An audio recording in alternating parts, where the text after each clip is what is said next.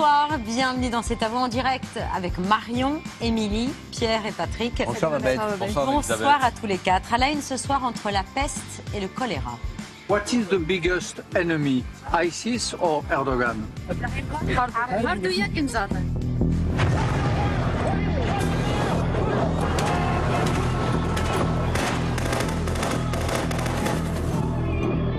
Pendant que l'Occident se confine dans la peur d'un virus inconnu, aucun couvre-feu sur le front des guerres oubliées.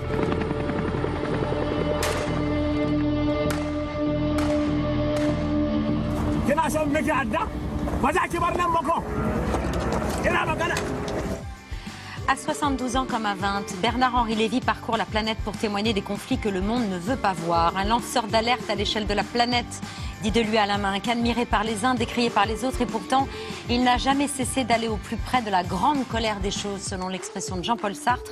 Alors qu'Emmanuel Macron vient de décréter la fin de l'opération Barkhane au Sahel, la France a-t-elle renoncé à agir? La réponse de Bernard-Henri Lévy, qui est ce soir notre invité. À la une également, une gifle qui fait le tour du monde. Oh, Michel Amangara! Michel Amangara ici! Imité pour s'en moquer jusqu'au Mali, le gifleur d'Emmanuel Macron, condamné hier à 4 mois de prison ferme, se réclamait de l'esprit des chevaliers du Moyen-Âge et du royalisme. Que peut nous apprendre le passé sur les passions et les colères françaises? L'historien Emmanuel de Varesquiel regarde avec curiosité le monde présent et nous dira si l'expérience du temps donne parfois à l'actualité des allures dérisoires. Dans C'est à vous ce soir, quand les Rolling Stones font leur grand retour.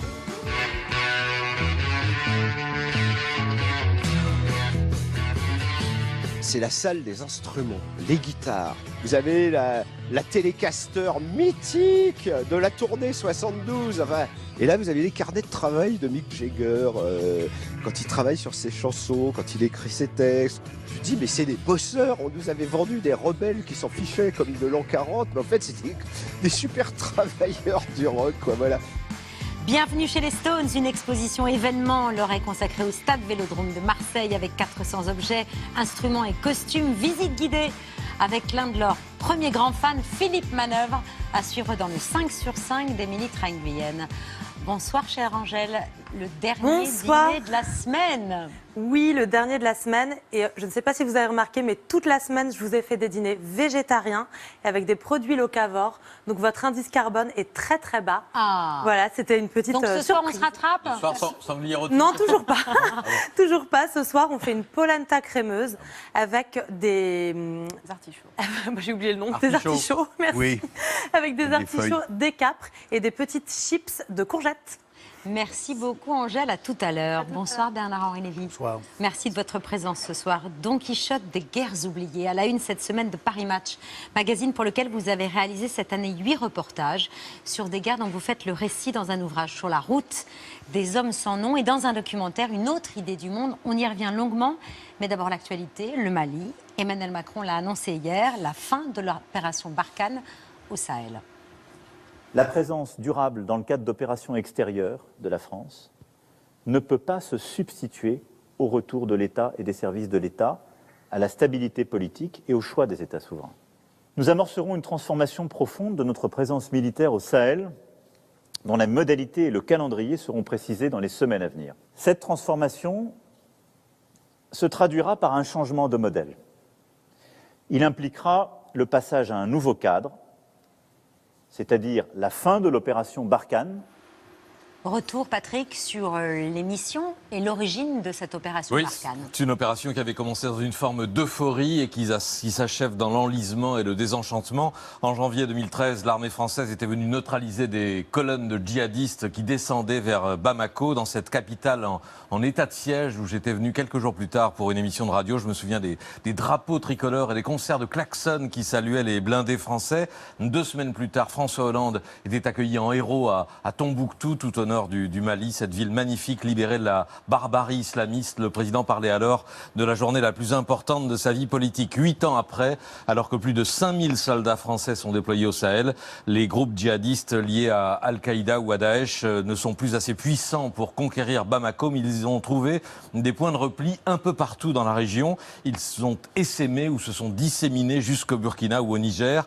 Et la guerre que leur mènent les armées locales ou nationales n'a jamais été aussi meurtrière. Plus de 2000 morts civils l'an dernier, 8000 depuis 2013. Et voilà que l'armée française est tenue en partie pour responsable d'une guerre interminable et qu'on dit ingagnable. Pendant ce temps, le pays, le Mali, continue de se décomposer. Il a subi 2 coups d'État en 9 mois. La France ne peut se substituer à la stabilité politique. Vous avez entendu Emmanuel Macron le dire hier. Alors, il n'est pas question d'un retrait massif et rapide. La France pourrait fermer certaines de ses bases militaires au Mali au début de l'an prochain, avant un retrait progressif qui n'est pas encore planifié. Officiellement, il s'agit de transformer une opération extérieure en coopération multilatérale, ce qui revient à renvoyer les nations africaines à leurs responsabilités.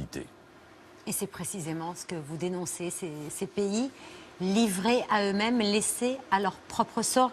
Il y a le Mali, mais aussi le Nigeria, la Somalie, la Libye, tous menacés par l'islamisme, laissés à leur propre sort. L'Occident qui ne veut pas le voir, pas l'entendre? Pas suffisamment, oui. Moi, je crois que l'islamisme radical est un fascisme. C'est la 3e version du totalitarisme. Je crois que l'Occident ne le sait pas assez et par ailleurs, je ne pense pas, vous venez de le dire, Macron n'a pas annoncé un retrait. Il a annoncé un nouveau modèle. Je trouve que les journalistes vont, pas vous, mais vont un peu vite en besogne. Il a annoncé un nouveau cadre et il y a 2 opérations françaises dans la région. Il y a l'opération Barkhane et l'opération Sabre. Les services spéciaux. L'opération Sabre, c'est des services spéciaux, des unités d'élite qui neutralisent des chefs djihadistes. Et celle-là, elle est maintenue. Donc on n'est pas dans le schéma que je trouve là terrible et presque criminel de Trump-Biden en Afghanistan, où là ils annoncent une espèce de débandade généralisée, de retrait immédiat, sans mesurer les conséquences et sans les planifier. C'est pas ça que fait la France. Ce n'est pas ça que fait la France, non. Ça n'est pas un abandon. Ça n'est pas un abandon, ce n'est pas une débandade, c'est une réorganisation du dispositif. En tout cas, c'est ce que je viens d'entendre là, et c'est ce que je souhaite. Dans quel but on peut gagner la guerre au Sahel, parce que c'est l'enjeu.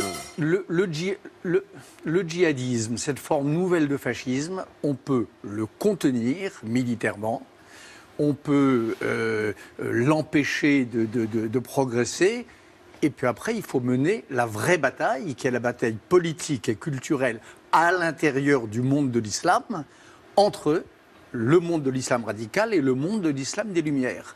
Et ça, c'est la vraie bataille, bien sûr. Donc, une armée, et qui plus est étrangère, occidentale, ne peut pas se substituer à cette bataille culturelle. Et moi, tout le sens de ce que j'ai pu essayer de faire ces dernières années, notamment dans ce film, c'est ça, c'est de prendre la mesure de ces forces qui, dans le monde arabe et dans le monde musulman en général, s'opposent au fascisme islamiste et qu'il faut aider par tous les moyens. Au Kurdistan, cette fois, ils sont seuls. Oui, Daesh reprend du terrain. Voilà, c'est la fin de mon film. Et ça, alors là en revanche, pour moi, c'est un crève-cœur, parce qu'en effet, je connais bien les Kurdes. Et ces femmes kurdes en particulier, ce sont vraiment les sentinelles de la civilisation. Ce sont les défenseuses de la démocratie. Ce sont les soldates de première ligne de la bataille contre le terrorisme. Et aujourd'hui, alors là oui, l'Occident les abandonne. Et c'est vrai que j'ai passé du temps avec ces jeunes femmes, du temps avec les peshmerga irakiens. Et là, ce qui m'a pétrifié, c'est leur état de solitude. Elles se battent, ils se battent, le dos au mur, dans les montagnes, contre un ennemi qui est en train de reprendre du poil de la bête et qui est Daesh. Et Erdogan. Et comme le dit dans la bande-annonce que vous avez diffusée tout à l'heure, je demande à ces jeunes femmes... Qu'est-ce qui est le pire? Qu'est-ce qui est le pire Entre Daesh et Erdogan. Et je peux vous dire que vu depuis ces jeunes filles-là que l'on voit, c'est du pareil au même. Daesh et Erdogan pour elles, c'est la même chose. Et je crois qu'elles ont hélas raison. Le Kurdistan, vous avez rencontré des détenus français qui avaient rejoint Daesh, mais aussi leurs enfants, ce qui est rare. Et vous leur tenez un discours très fort. Vous allez être les professeurs de vos parents, leur mettre des bonnes idées dans la tête. Et ce jour-là, vous serez des hommes libres. Ces enfants, il faut les rapatrier en France ? Il ne faut pas les considérer comme des damnés. Je me souviens d'une de vos émissions où vous aviez ici, à cette table, la grand-mère de 2 de ses enfants de Daesh. Et c'était tellement évident quand on l'entendait qu'on ne peut pas mettre dans le même sac, et surtout dans le sac de leurs parents, les enfants de Daesh. Donc les fautes ne se transmettent pas des parents aux enfants. Loi de la civilisation. Et 2, c'est vrai que j'ai rencontré ces enfants, qui sont maintenant des adolescents, qui vivent dans des camps de semi-détention.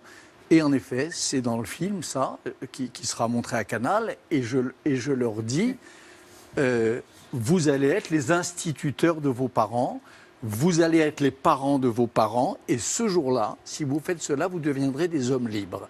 Et je le crois profondément. Donc, bien sûr qu'il y a un grand nombre d'entre eux qu'il faut rapatrier. Et là-dessus, je pense que la France se trompe, pratique la politique de l'autruche.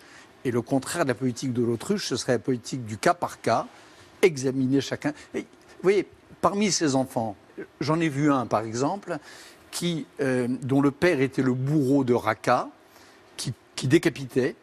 Et l'enfant, à partir de 7 ou 8 ans, avait pour rôle d'enterrer les têtes, après avoir, je le crains, joué peut-être avec les têtes. Ça, je suis pas. En effet, je ne sais pas comment cet enfant-là reviendra à la vie normale.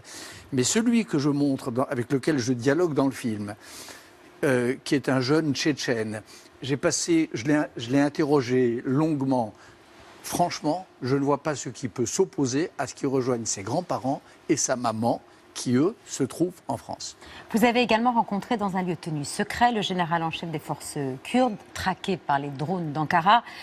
Donc forcément, vous le rencontrez dans un bunker et vous le mettez en relation téléphonique avec Emmanuel Macron.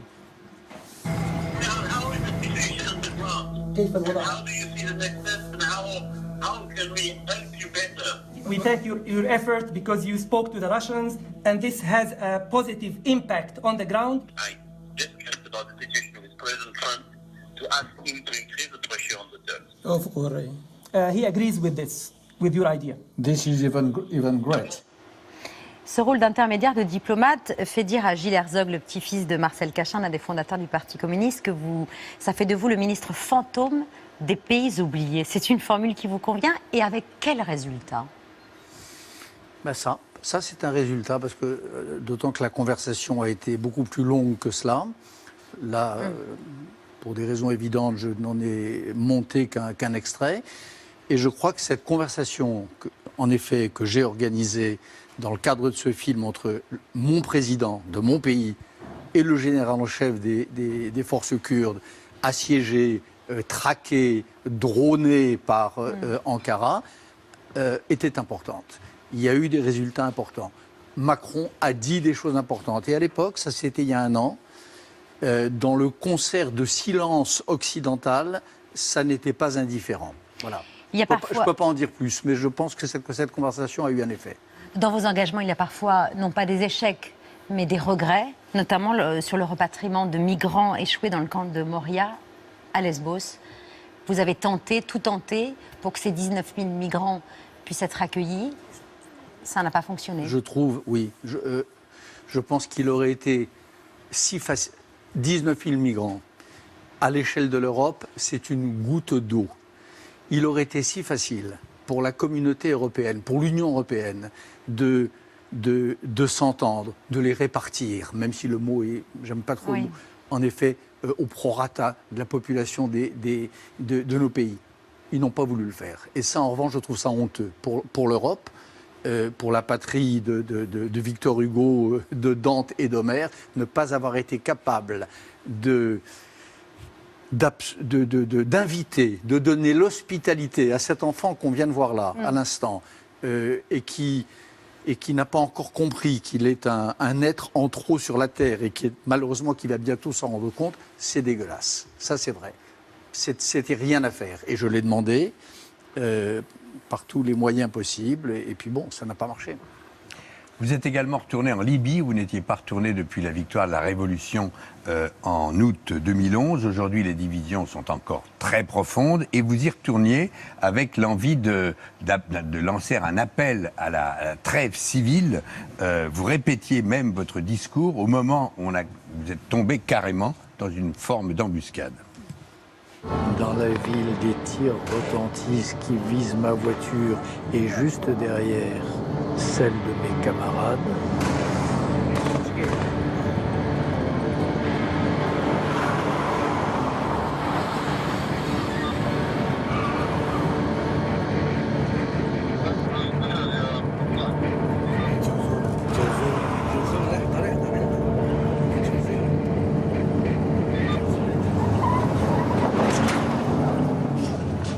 Aujourd'hui, vous savez qui vous tirait dessus et pourquoi ?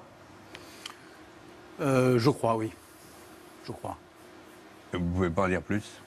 Non, mais je crois le savoir, oui. Et l'avenir à moyen terme de la Libye, qui est plus que divisé, Oui, qui est plus que divisé entre trois... Comme dans tout le monde musulman, entre les nostalgiques de la dictature, entre les partisans des frères musulmans, de l'islamisme radical, et les gens qui veulent la démocratie, qui veulent que les femmes puissent marcher à visage découvert dans les rues, qui veulent que des élections libres puissent avoir lieu. Il y a vraiment une bataille politique au dernier sang entre ces trois parties de la Libye. Et en effet, ce jour-là, avec mes camarades, avec Marc Roussel, le co-réalisateur de mon film, Gilles Herzog, Olivier Jacquin, on est tombé dans ce traquenard-là. Oui. Qui vous visez, vous, Bernard-Henri Lévy ? Pardon ? Qui vous visez, vous, personnellement ? Ah ben je crois, oui, puisqu'on voit à l'image l'un de ces fous furieux ou de fous de Dieu qui hurle chien de juif, Bernard Lévy hors de Tarouna, etc. Donc oui, il me visait, c'est-à-dire que sur les réseaux sociaux d'influence turque, ça on le sait, voilà, c'est peut-être un élément de réponse à la question de Pierre Lescure. Sur les réseaux sociaux plus ou moins liés à la Turquie, depuis plusieurs heures, il y avait mon itinéraire prévisible et puis des appels en effet à m'empêcher de continuer de voyager en Libye. Bon, ben c'est comme ça. Voilà, la démocratie tarde, la République ne se construit pas en un jour, nulle part, et en même temps, tous les peuples ont le droit d'emprunter ce chemin difficile, et il faut les y encourager jusqu'au bout. Vous débutez le film par l'histoire de cette femme au Nigeria qui a vu sous ses yeux son mari, ses enfants assassinés avant d'elle-même se faire couper un bras et d'être assassinée à son tour, une scène terrifiante. C'était une volonté de votre part de donner à voir le point de vue des femmes, la menace islamiste qui pèse sur elles peut-être plus que sur n'importe qui. Oui, parce que je crois qu'elles sont en première ligne de cette histoire-là. Elles incarnent, au fond, tout ce que les islamistes haïssent, l'idée misérable qu'ils se font de l'impureté, la haine qu'ils ont de la liberté, tout ça, ça s'incarne en effet, par exemple, sur cette jeune femme magnifique.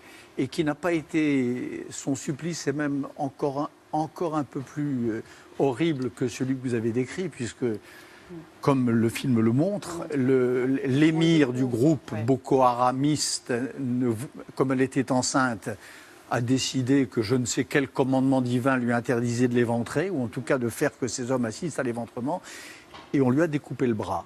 Mais le bras comme à la charcuterie. C'est-à-dire qu'on a commencé par les doigts, le poignet, l'avant-bras, et voilà.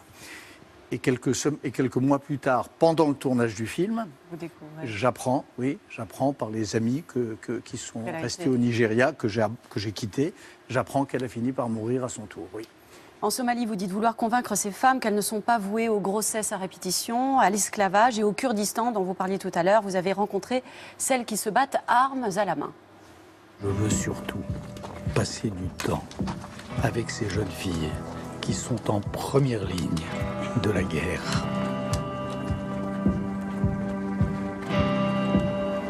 Je veux saluer ces femmes pour qui l'égalité avec les hommes, le féminisme, se vivent les armes à la main.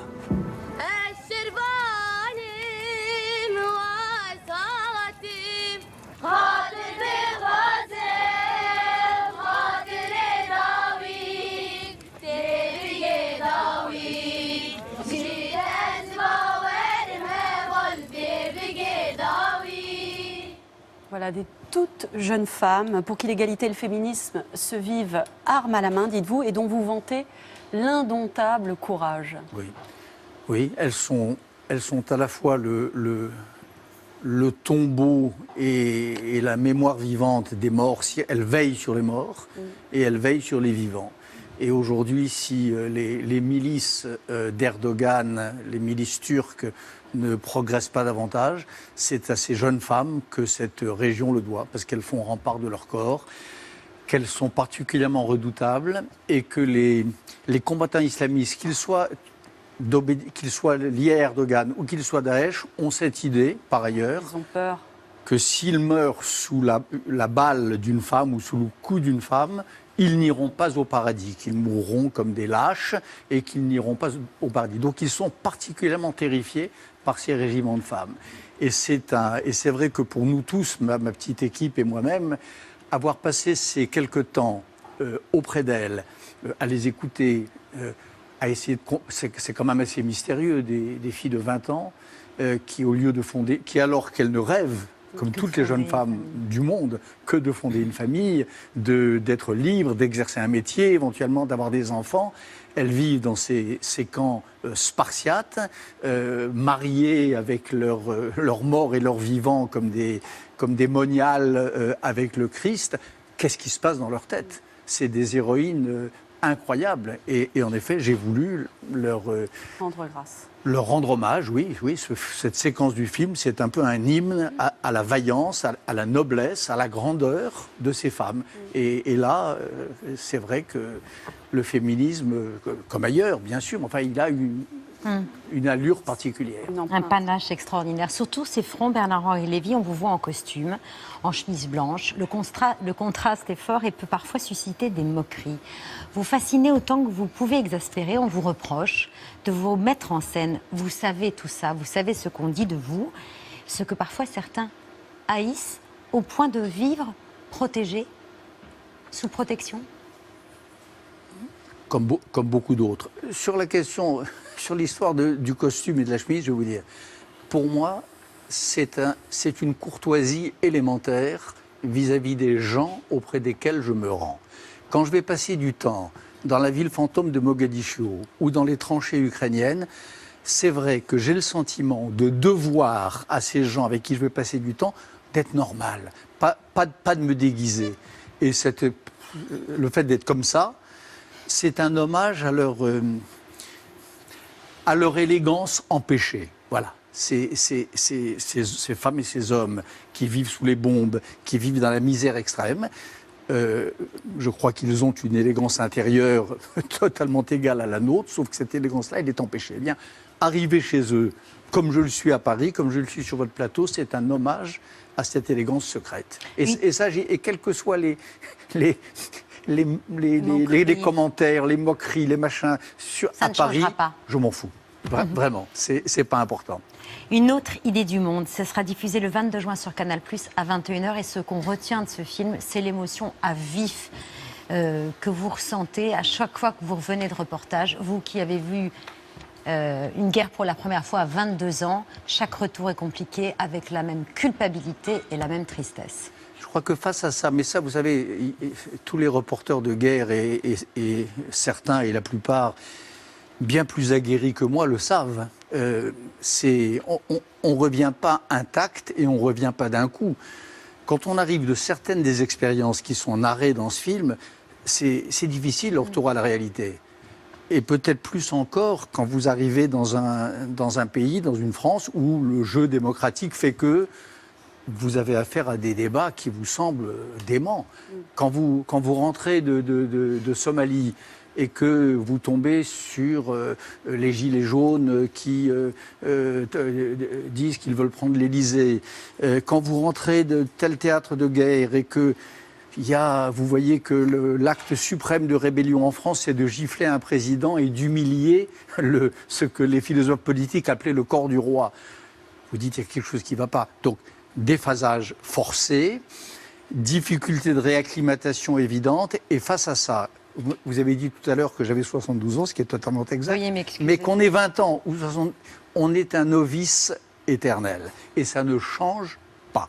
On est le même face à tout ça, face au courage de ces jeunes femmes, ou face à l'horreur d'une ville fantôme, ou face à la misère de ces enfants en trop sur la terre. On est le même quand on a 22 ans, lorsque j'allais au Bangladesh pour la première fois à l'appel de Malraux, et quand on a 72 et qu'on y revient 50 ans plus tard.